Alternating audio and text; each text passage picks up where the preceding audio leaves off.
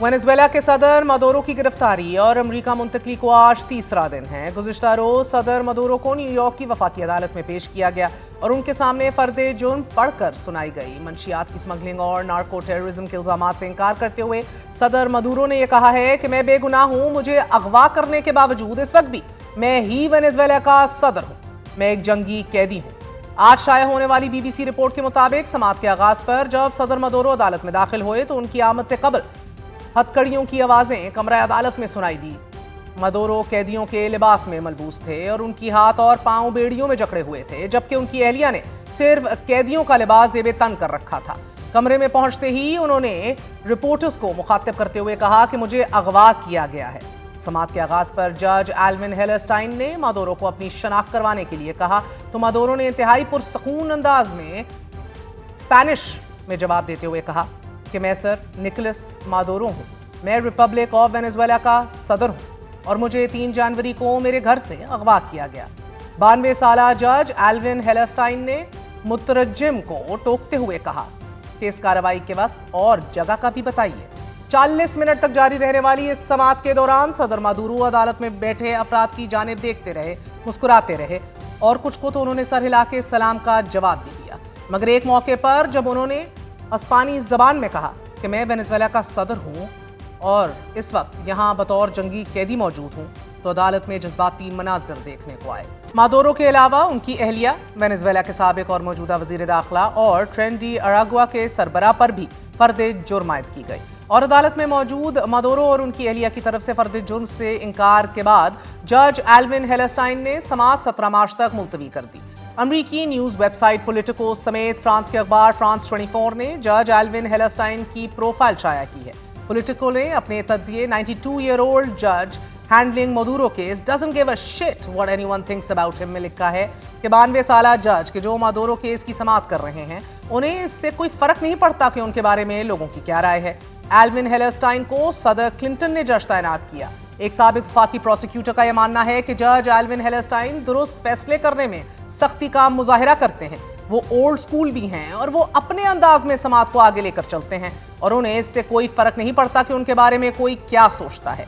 चाहे वो कितने ही बड़े ओहदे पर क्यों ना हो। पॉलिटिको ने जज एल्विन हेलरस्टाइन के अहम केसेस से मुतल्लिक भी लिखा है कि जज ने सदर ट्रंप और उनसे कबल मुतअद्दिद सदूर की इंतजामिया के खिलाफ फैसले देने और इनमें सदर ट्रंप का हश मनी केस भी सुना, जिसमें एल्विन हेलरस्टाइन ने सदर ट्रंप की 2 बार की दरख्वास्त मुस्तरद की, जिसमें सदर ट्रंप ये चाहते थे कि उनका केस वफाकी अदालत सुने और इन दरख्वास्तों में से एक गुज़िश्ता माह की जज एल्विन हेलरस्टाइन ने मुस्तरद की है।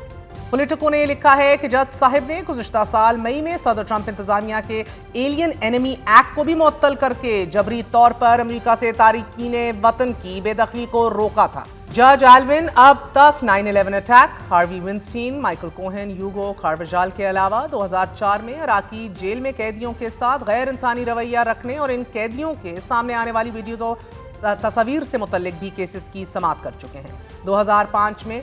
इसी केस की समात के दौरान जज एल्विन ने अमेरिका की वफाकी हुकूमत को हुक्म दिया था कि अबू गरीब जेल की तमाम 4 वीडियोज जारी की जाएं और इन दर्जन भर तस्वीर को भी आम कर दिया जाए कि जिसमें इराकी कैदियों पर तशद्दुद हो रहा था। जज एल्विन ने सितंबर 2005 और फिर सितंबर 2017 में वफाकी हुकूमत को हुक्म दिया कि अबू गरीब जेल से मुतल्लिक जितने भी वफाकी और अहम दस्तावेजात हैं इन तमाम को पब्लिक कर दिया जाए और इनमें सेनेट की 6700 सफ़ात पर मुश्तमिल वो टॉर्चर रिपोर्ट भी शामिल थी कि जिसमें अमरीकी सेनेट कमेटी ने यह बताया था कि CIA ने इराक में किस अंदाज और किस तरह से कैदियों पर तशद्दुद किया। अमरीकी माहिरीन कानून के मुताबिक मौजूद सदर का केस 6 से 8 माह चल सकता है। नाजरीन, अब एक जानिब अमरीकी अदालत में केस की समात चल रही है तो दूसरी तरफ वेनेजुएला की नायब सदर ने सदर के ओहदे का हल्फ उठा लिया है, जबकि वेनेजुएला की नोबेल इनाम याफ्ता रहनुमा मारिया कोरिना ने अबूरी हुकूमत को मुस्तरद करते हुए कहा है कि अबूरी सदर तशद्दुद, बदनवानी और मंशियात स्मगलिंग के मरकजी किरदारों में से एक हैं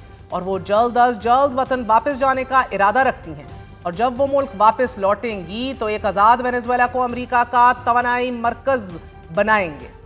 इसी तवानाई मरकज से मुतल्लिक अमरीकी मीडिया ने रिपोर्ट किया है कि अमरीकी सदर डोनाल्ड ट्रंप ने वेनेजुएला की बहरान ज़दा ऑयल इंडस्ट्री को बहाल करने के लिए $100 अरब से जायद इन्वेस्टमेंट मंसूबा भी पेश किया है। इसी सरमायाकारी से मुतल्लिक अमरीकी वजीर खारजा मार्को रूबियो ने कहा है कि ऑयल कंपनियां वेनेजुएला में तेल के ज़खायर के लिए खुदाई और सरमायाकारी में दिलचस्पी दिखा रही हैं, लेकिन ज़रूरी है कि सियासी इस्तेहकाम और सिक्योरिटी यकीनी हो। नाजरीन, 3 जनवरी को अमरीकी ऑपरेशन के बाद वेनेजुएला में रजीम चेंज का पहला मरहला मुकम्मल हो चुका है। तो दिलचस्प बात यह है कि एक और पहला मरहला अभी ईरान में चल रहा है। दे आर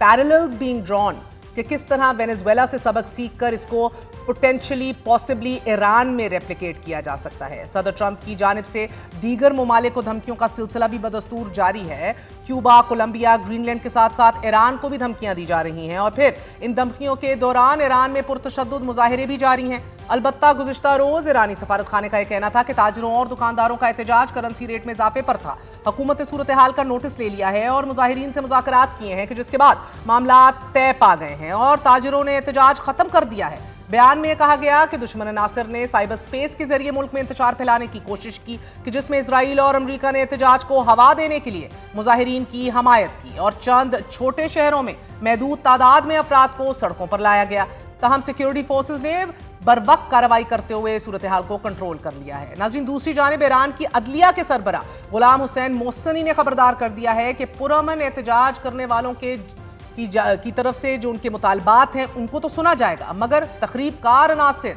और उनके हामियों के साथ अब किसी किस्म की नरमी नहीं बरती जाएगी। चीफ जस्टिस ने अटॉर्नी जनरल और सूबाई प्रोसिक्यूटर को हदायत जारी कर दी हैं कि कानून की सख्ती से इम्प्लीमेंटेशन यकीनी बनाई जाए। जबकि ईरान में महंगाई और रियाल की तारीखी गिरावट के खिलाफ मुजाहिरे नवे रोज में दाखिल हो चुके हैं। अब मुजाहिरों का दायरा ईरान के 31 में से 27 सूबों के 250 मकामात और 78 शहरों तक फैल चुका है और इन पुरतशद्दुद मुजाहिरों में 19 अफराद हलाक जबकि 1000 से जायद गिरफ्तार किए जा चुके हैं। ईरान में जारी ये मुजाहिरे आलमी मुआशी पाबंदियों के नतीजे में कायम एक नाकाम मुईशत के खिलाफ हैं और अब इन मुआशी मसाइल में अमरीकी सदर और नेतन्याहू जैसा वॉर क्रिमिनल शरपसंदी पर मबनी बयानात देकर इसको बढ़ावा दे रहे हैं। But the bigger lesson being drawn here is के जो वेनेजुएला की मिसाल है, इससे क्या सीखा जा सकता है ईरान के लिए। बीबीसी ने वेनेजुएला पर महदूद अमरीकी हमले और मदूरो की गिरफ्तारी, ईरानी अवाम पर असरात और ईरानी हुकूमत के लिए पैगाम से मुतल्लिक बैनुल-अक़वामी अमूर के माहिर हमीद रजा अजीजी का हवाला देते हुए ये लिखा है नाजरीन कि ट्रंप इंतजामिया गैर यकीनी नताइज के साथ बड़े पैमाने पर फौजी मुदाखलत की कोशिश नहीं कर रही और सिर्फ उन इकदामात की हमायत कर रही है कि जिनकी कामयाबी के ज्यादा इम्कानात और चांसेस हैं। वेनेजुएला पर हमले में इस्तेमाल होने वाले पैमाने, दायरा कार, हथियार, हत्ता के गोला बारूद का हुजम इस बात की निशानदही करता है कि जो कुछ हुआ वो सिर्फ फौजी हमला नहीं था बल्कि इंटेलिजेंस और सिक्योरिटी ऑपरेशन था और अमरीकी अफवाज वेनेजुएला के सदर को गिरफ्तार करने और हटाने के मखसूस मकसद के साथ कराकस गई थी। इस मकसद को हासिल करने के बाद वो एक भी गोली चलाए बगैर अपने मुल्क वापस लौट गए।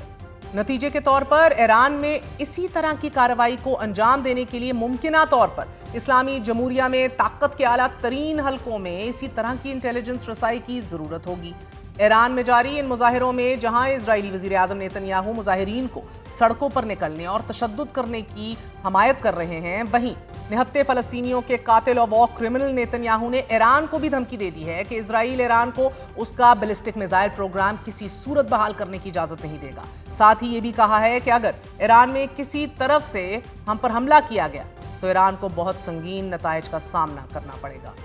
इन धमकियों में आज इजरायली अखबार जेरूसलम पोस्ट ने यह दावा किया है कि अमेरिका और इजराइल ईरान में रजीम चेंज पर गौर कर रहे हैं। इजरायली अखबार ने इजरायली ज़राए का हवाला देते हुए लिखा है कि वेनेजुएला के सदर मदूरो की गिरफ्तारी ने क़यादत को हैरान कर दिया है और इसी हैरानी में एक राय ये भी है और ये ज़हर बहस आ रही है बाकायदा तौर पर कि ईरान में हुकूमत की तब्दीली अगर की जाए तो इसके लिए कौन से इक़दाम लेने पड़ेंगे और वो तब्दीली कैसे लाई जाए। रिपोर्ट में इजरायली ज़राए का हवाला देते हुए कहा गया है कि वेनेजुएला में अमरीकी कार्रवाई से कबल ज्यादातर इजरायली हुक्काम ये समझते थे कि ईरान में सुप्रीम लीडर आयतुल्लाह खamenei के खिलाफ एहतजाज इतना वसी नहीं कि वह हुकूमत का खात्मा कर सकें। ताहम मदूरो की गिरफ्तारी के बाद इस राय में तब्दीली देखने में आ रही है और अब मुमकिना मुदाखलत के इम्कानात पर भी गौर किया जा रहा है, जबकि वाशिंगटन में ख्याल किया जा रहा है कि कुछ महदूद और टारगेटेड कार्रवाइयों के जरिए एहतजाजी तहरीक को ईरान की हुकूमत पर दबाव के लिए इस्तेमाल किया जा सकता है। जेरूसलम पोस्ट रिपोर्ट के मुताबिक इजरायली खुफिया एजेंसी मोसाद ने समाजी राब्ते की साइट एक्स पर यह तस्लीम किया है कि वो ईरानी मुजाहिरीन को मदद फराहम कर रहे हैं, जबकि ईरान ने एक एजेंट को गिरफ्तार करने का दावा भी किया है। اب اسرائیل ایران میں براہ راست رجیم چینج کی کوشش کرتا ہے یا پھر اس سے ملتی جلتی کارروائی کرتا ہے یا نہیں؟ مگر برطانوی اخبار دی ٹائمز کی انٹیلیجنس رپورٹ میں یہ دعویٰ کیا گیا ہے کہ اگر ایران میں حکومت مخالف احتجاج اتنا بڑھ گیا کہ سیکیورٹی فورسز مظاہروں سے نمٹنے میں ناکام یا ان کے احکامات ماننے سے انکار کر دیں تو سپریم لیڈر ایران چھوڑنے کے لیے بھی تیار ہیں۔ آیت اللہ خامنئی اپنے قریبی حلقے، اہل خانہ اور ممکنہ طور پر اپنے بیٹے مجتبی خامنئی کے ساتھ ایران سے روس منتقل ہونے کا منصوبہ بنا رہے ہیں اور محفوظ انخلاء کے لیے بیرون ملک جائیدادیں، اثاثے اور نقد رقم بھی جمع کی جا رہی ہیں۔ برطانوی میڈیا کی رپورٹ میں یہ بھی کہا گیا ہے کہ یہ منصوبہ کسی فوری فیصلے کی بجائے ہنگامی حالات کے لیے ایک احتیاطی حکمت عملی کے طور پر تیار کیا جا رہا ہے تاکہ اگر حالات غیر معمولی حد تک بگڑ جائیں یا خراب ہو جائیں تو قیادت کے پاس متبادل آپشنز اور راستے موجود ہوں۔ تاہم اس رپورٹ میں یہ بھی واضح نہیں کیا گیا کہ اس حوالے سے کوئی حتمی فیصلہ یا پھر عملی قدم اٹھایا جا چکا ہے یا نہیں۔ لیکن دوسری جانب پاکستان میں تعینات ایرانی سفیر رضا امیری مقدم نے ان خبروں اور سوشل میڈیا پر گردش کرنے والے دعووں کو سختی سے مسترد کر دیا ہے۔